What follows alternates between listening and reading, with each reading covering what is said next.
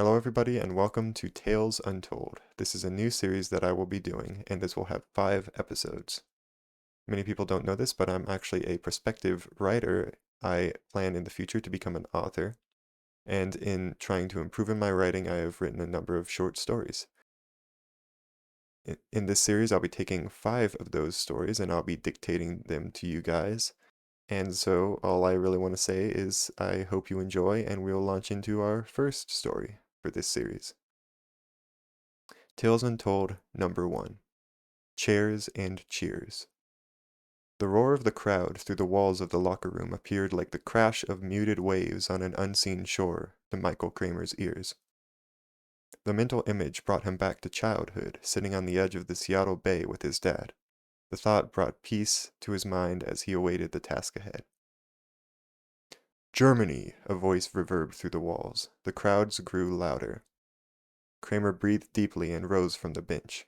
He jumped up and down, loosening his joints. Canada, the voice called out. The sound of the crowd was not as loud this time. Kramer broke into a tight circular run in the confined space of the locker room. Russia, the voice seemed to be talking faster, perhaps that was Kramer's imagination.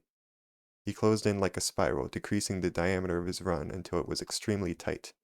Then he expanded his circle again, decelerating as he went until he was in a light jog. Ethiopia, here it comes.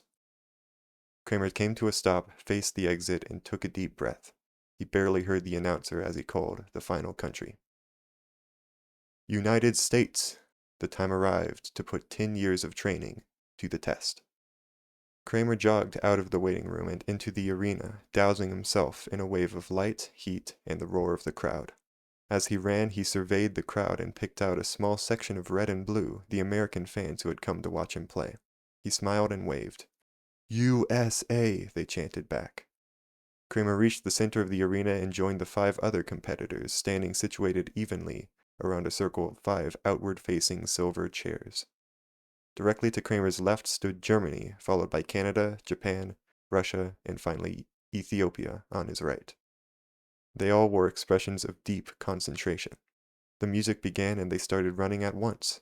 Each contestant ran with knees bent and rear slightly angled to the right, a unique form of running developed specifically for this sport. The reason became clear at once as the music stopped. Kramer dropped to the right immediately, slamming down with force on the nearest chair. Ahead of him, Canada failed to secure their place on a chair, and was therefore eliminated.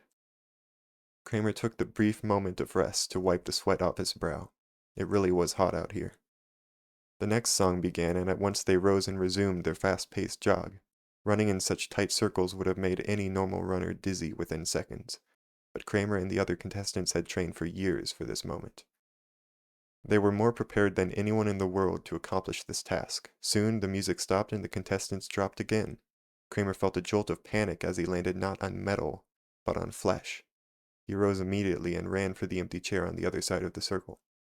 Japan made for the same target and they both dropped. By just a hair, Kramer covered more of the chair, and therefore Japan was eliminated. But the movement cost him valuable stamina, and he was still catching his breath as the next song began. The song only lasted a couple of seconds. Right in front of Kramer, Germany was eliminated, overpowered by a rather aggressive Russia. This meant that they were down to 3 people now and only 2 chairs. This phase was one of the most dangerous. With 2 chairs and 3 people, it was incredibly easy to find oneself without a chair if the music ended at the wrong moment. As he ran, Kramer kept careful track of the closest chair, subtly angling his rear to slightly improve his odds of hitting the target. But even with all the techniques and training he applied, winning at this stage mostly came down to luck. The song cut out and they were down a hair of a second later. Russia just about shoved Ethiopia off of one chair, while Kramer took the other. This was it. One more cycle. Kramer could feel the cold sweat run down his back. For the final chair, they removed the backing so it was more of a stool than a chair. This would keep things fair. They kept running again, this time in incredibly tight circles. Kramer's breathing picked up and his knees began to burn. The music never seemed to end as they circled around and around, the sun like a microwave baking them in the center of a massive oven. Kramer's vision began to blur. The music continued for another second, and another, and then... Kramer sat down so fast he thought he might bend the chair.